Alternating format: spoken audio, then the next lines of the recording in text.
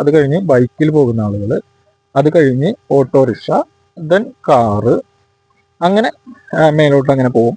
പിന്നെ നിങ്ങൾക്ക് എവരും അറിയാവുന്ന പോലെ നമ്മൾ ആംബുലൻസിന് ഏറ്റവും പ്രിഫറൻസ് കൊടുക്കേണ്ട ഒരു കാര്യമുണ്ട്.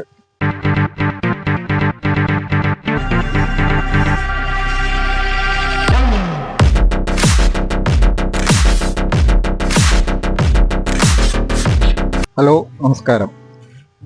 ഇന്ന് ഞാൻ പറയാൻ ആഗ്രഹിക്കുന്ന ഒരു കാര്യം, നമ്മൾ റോഡിൽ ഡ്രൈവ് ചെയ്യുമ്പോൾ കീപ്പ് ചെയ്യേണ്ട കുറച്ച് കാര്യങ്ങളാണ്. ഇതിപ്പോൾ സാധാരണ ഒരു നിയമമോ അല്ലെങ്കിൽ അങ്ങനെയുള്ള കാര്യങ്ങളൊന്നുമല്ല, ഇത് പാലിച്ചേ പറ്റൂ എന്നുള്ള കാര്യങ്ങളല്ല. അല്പം നമ്മളിതുവരെ കേൾക്കാത്ത അല്ലെങ്കിൽ ആരും പറയാത്ത റോഡിൽ നമുക്ക് സുഗമമായിട്ട് നമ്മുടെ വാഹനം ഓടിക്കാവുന്ന ഒരു സിറ്റുവേഷനെ കുറിച്ചാണ് ഞാൻ പറയുന്നത്. നമ്മൾ ഇപ്പോൾ സപ്പോസ് നമ്മളൊരു കാറാണ്, ഒരു 4 വീലറാണ് നമ്മൾ ഓടിക്കുന്നതെങ്കിൽ നമ്മൾ റോഡിലൂടെ പോകുമ്പോൾ നമ്മൾക്ക് ഒരു പ്രിഫറൻസ് കൊടുക്കുക എന്ന് പറയുന്ന ഒരു സംഭവമുണ്ട്. അതായത് കാർ ഓടിക്കുന്നതിൻ്റെ ടെക്നിക്കൽ കാര്യങ്ങളെ കുറിച്ചല്ല ഞാൻ പറയുന്നത്. നമ്മൾ റോഡിൽ നമ്മൾ ഇങ്ങനെ ചെയ്തു കഴിഞ്ഞാൽ നമ്മുടെ യാത്ര കുറെ കൂടി സുഗമമാവാനുള്ള ഒരു സാധ്യതയുണ്ട്. അപ്പോൾ നമ്മൾ ഞാൻ പറഞ്ഞ പോലെ ഏറ്റവും കുറവ് പ്രിഫറൻസ് കൊടുക്കുന്നത് നടന്നു പോകുന്ന ആളുകൾ, അത് കഴിഞ്ഞ് സൈക്കിളിൽ പോകുന്ന ആളുകൾ, അത് കഴിഞ്ഞ് ബൈക്കിൽ പോകുന്ന ആളുകൾ, അത് കഴിഞ്ഞ് ഓട്ടോറിക്ഷ, ദെൻ കാറ്, അങ്ങനെ മേലോട്ട് അങ്ങനെ പോകും. പിന്നെ നിങ്ങൾക്ക് എവരും അറിയാവുന്ന പോലെ നമ്മൾ ആംബുലൻസിന് ഏറ്റവും പ്രിഫറൻസ് കൊടുക്കേണ്ട ഒരു കാര്യമുണ്ട്. ആംബുലൻസിന് ഏറ്റവും പ്രിഫറൻസ് നമ്മൾ കൊടുക്കേണ്ടതുണ്ട്.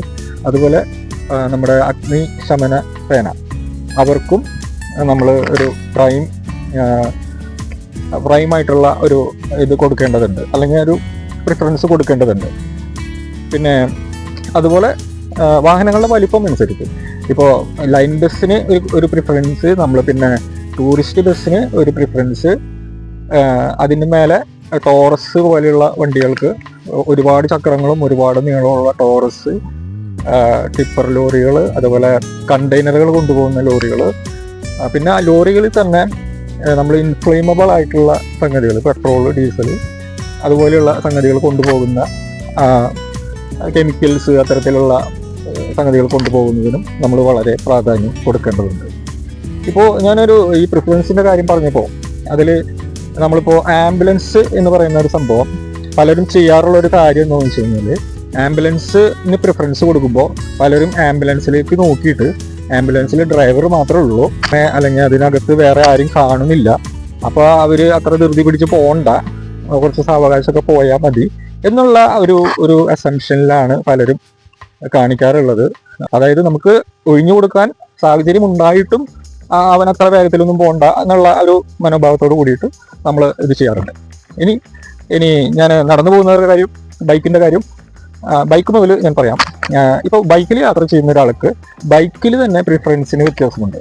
നിങ്ങൾക്ക് കേൾക്കുമ്പോൾ ഒരു ശരിയല്ലാത്ത കാര്യമായിട്ട് തോന്നിയേക്കാം. എന്നിരുന്നാൽ തന്നെ നമ്മൾ ബൈക്കിൽ യാത്ര ചെയ്യുമ്പോൾ ബൈക്കുകൾക്ക്, അതായത് ഞാനൊരു ബൈക്കിൽ യാത്ര ചെയ്യുന്നു, മറ്റു ബൈക്കുകൾക്ക് നമ്മൾ പ്രിഫറൻസ് കൊടുക്കേണ്ട ഒരു രീതിയുണ്ട്. അതിൽ നമ്മൾ പ്രിഫറൻസ് കൊടുക്കേണ്ടത് എന്ന് വെച്ച് കഴിഞ്ഞാൽ, ഏറ്റവും വില കൂടിയ ബൈക്ക്, ഏറ്റവും പവർഫുൾ ആയിട്ടുള്ള ബൈക്ക്, അതിന് നമ്മുടെ സാധാരണ ബൈക്കാണെങ്കിൽ നമ്മൾ ബുള്ളറ്റിന് കുറച്ചുകൂടി പ്രിഫറൻസ് കൊടുക്കണം. പിന്നെ അതിനും മേലെയുള്ള ബൈക്കുകൾക്ക് നമ്മൾ പ്രിഫറൻസ് കൊടുക്കേണ്ടതുണ്ട്.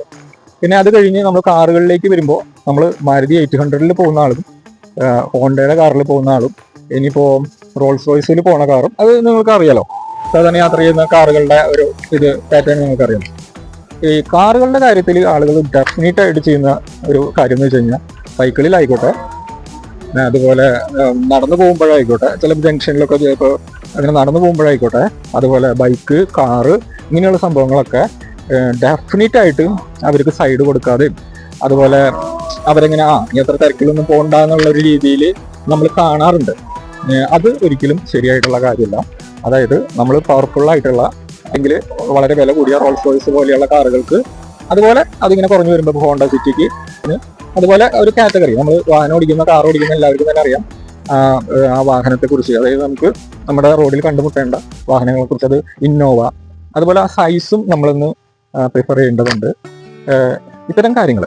ഇനി വരുന്ന കാര്യങ്ങൾ എന്ന് പറഞ്ഞാൽ, നമ്മൾ പ്രിഫറൻസ് കൊടുക്കാനായിട്ട് പഠിച്ചു. പിന്നെ നമ്മൾ സാധാരണ റോഡുകൾ, ഇപ്പോൾ നാട്ടിൻപുറത്തുള്ളതും അതുപോലെ സാധാരണ ഹൈവേകൾ, നമ്മളപ്പോൾ പ്രിഫറൻസ് കൊടുക്കുന്ന കാര്യത്തിൽ ഇപ്പോൾ അത്തരം കാര്യങ്ങൾ, അതായത് ഒരു റോഡിനെ 3ആയി മുറിച്ച് ഇടത് ഭാഗത്തുള്ള ആ വര, ഒന്നാമത്തെ വര അതിലായിരിക്കും നമ്മൾ വാഹനങ്ങൾ ഓടിക്കേണ്ടത്.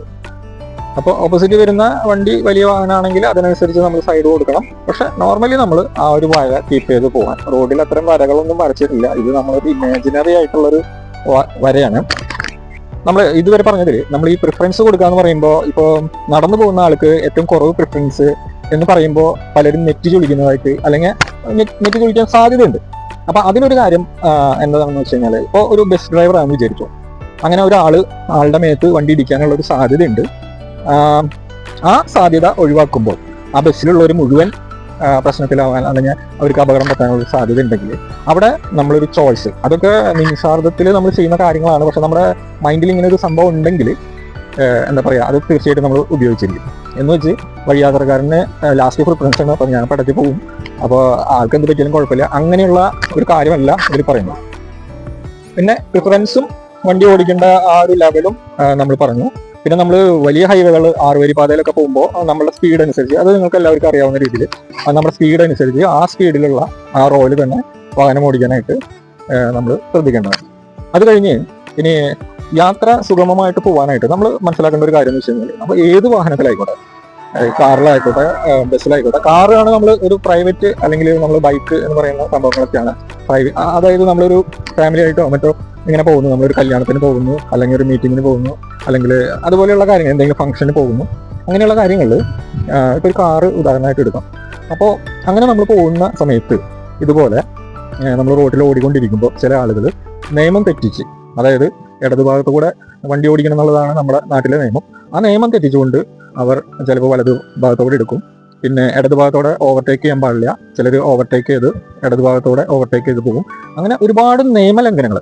പിന്നെ ആദ്യം യെല്ലോ കത്തുമ്പോൾ നമ്മൾ വണ്ടി സ്ലോ ആക്കണം, റെഡ് ലൈറ്റ് കത്തുമ്പോൾ നമ്മൾ വണ്ടി പൂർണ്ണമായിട്ടും നിർത്തണം. ഇതാണ് നമ്മുടെ നിയമം എന്നുണ്ടെങ്കിലും ചിലർ എന്ത് ചെയ്യുന്നത് വെച്ച് കഴിഞ്ഞാൽ, ഏറ്റവും ഫ്രണ്ടിലാണെങ്കിൽ ഒരു പക്ഷേ ആ വണ്ടി എടുത്ത് പോകും. അപ്പോൾ ഓപ്പോസിറ്റ് വരുന്ന അത് ഇങ്ങനെ വന്ന് പലപ്പോഴും വണ്ടി നമ്മൾ സ്റ്റോപ്പ് ചെയ്ത് നിന്ന് ആളെ കറക്റ്റ് ചെയ്യുകയും, അതുപോലെ വണ്ടി നമ്മൾ വട്ടം വയ്ക്കുക എന്ന് പറയും. എന്ന് വെച്ച് കഴിഞ്ഞാൽ അവന് മൂവ് ചെയ്യാൻ പറ്റാത്ത രീതിയിൽ വണ്ടി കൊണ്ടുവന്നിട്ടിട്ട് അവരായിട്ട് തർക്കിക്കും മറ്റു കാര്യങ്ങളൊക്കെ ചെയ്യുന്നതായിട്ട്, അല്ലെങ്കിൽ ചെറിയ ചെറിയ അപകടങ്ങൾ. ഇപ്പോൾ നമ്മൾ പോയിക്കൊണ്ടിരിക്കുമ്പോൾ വളരെ സ്ലോവിൽ, വളരെ തിരക്കുള്ള ഒരു റോഡിൽ പോയിക്കൊണ്ടിരിക്കുമ്പോൾ നമ്മൾ ബ്രേക്ക് ചെയ്തു, പെട്ടെന്ന് അറിയാതെ അതിൻ്റെ ബാക്കിലുള്ള വണ്ടി നമ്മുടെ വണ്ടിയുടെ ബാക്കിൽ തട്ടി. ചിലരൊക്കെ അതിനൊരു എന്താ പറയുക, അവൻ്റെ കയ്യിലാണ് തെറ്റ്, ഇവൻ്റെ കയ്യിലാണ് തെറ്റ് ആയിരിക്കാം. ബാക്കിലുള്ള ആൾ 100% അത് ശ്രദ്ധിച്ചില്ല, ആളുടെ തെറ്റുകൊണ്ട് അങ്ങനെ ഒരു കാര്യമുണ്ട്. നമ്മളിവിടെ ചെയ്യേണ്ട ഒരു കാര്യം എന്ന് വെച്ച് കഴിഞ്ഞാൽ, അവരോട് തർക്കിച്ച് ജയിക്കുക എന്നുള്ളതിനേക്കാൾ ഉപരി നമ്മളെ യാത്ര എത്ര സുഗമമായിട്ട് പോകാനായിട്ട് നമുക്ക് സാധിക്കും.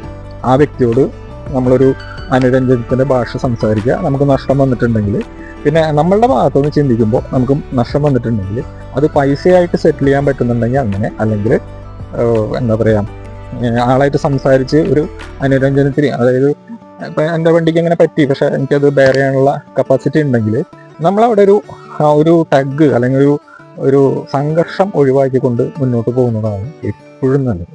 ഇത് ഒരുപാട് ആൾക്കാർ നമ്മൾ ചെയ്യണുണ്ട്. ഇപ്പോൾ നമ്മുടെ നാട്ടിൽ ലൈൻ ബസ് ഒക്കെ പോകുമ്പോൾ ലൈൻ ബസ് സൈഡ് കൊടുക്കാതാവുമ്പോൾ വണ്ടി ഓവർടേക്ക് ചെയ്ത് അതിനെ വട്ടം വെച്ച് അവിടെ വഴക്കുണ്ടാക്കുന്നു. അത്തരത്തിലുള്ള കാര്യങ്ങളൊക്കെ നമ്മൾ സ്ഥിരം റോട്ടിൽ കാണുന്നതാണ്. അപ്പം അത്തരം കാര്യങ്ങളിലൊക്കെ എന്താ പറയുക, നമ്മൾ വണ്ടി ഓടിക്കുമ്പോൾ എപ്പോഴും, പിന്നെ നമ്മളൊരു 4 മൂടി ജംഗ്ഷനിൽ എത്തുമ്പോൾ ചിലരൊക്കെ ചില ഇതുകൾ കാണാറുണ്ട്. ഇപ്പോൾ ട്രാഫിക് ലൈറ്റ് ഇല്ല എന്ന് തന്നെ കരുതിക്കോ, ചിലർ എന്താ പറയുക, വേഗം പോകാനായിട്ട് മൊത്തം വണ്ടികളെ തടസ്സപ്പെടുത്തുന്ന രീതിയിൽ വണ്ടി ഇടുകയും, പിന്നെ അതിലൊരാൾ ആ വണ്ടീനെ ബ്ലോക്ക് ചെയ്യുന്ന രീതിയിൽ വണ്ടി ഇടുകയും. നമ്മുടെ ആവശ്യം എന്ന് പറയുന്നത് തെറ്റ് ചെയ്യുന്നവരെ തിരുത്താനോ അല്ലെങ്കിൽ അവരെ ഇത് ചെയ്ത് തോൽപ്പിക്കുക എന്നുള്ളതല്ല. നമ്മൾ ആഗ്രഹിക്കുന്ന സ്ഥലത്ത് ആഗ്രഹിക്കുന്ന സമയത്ത് സന്തോഷമായിട്ട് എത്തിച്ചേരുക എന്നുള്ളതാണ്. നമ്മളൊരു സംഘർഷഭരിതമായിട്ടുള്ള ഒരു കാര്യം നടന്ന് പിന്നെയും ഡ്രൈവ് ചെയ്ത് നമ്മൾ ഉദ്ദേശിക്കുന്ന സ്ഥലത്ത് പോകുമ്പോൾ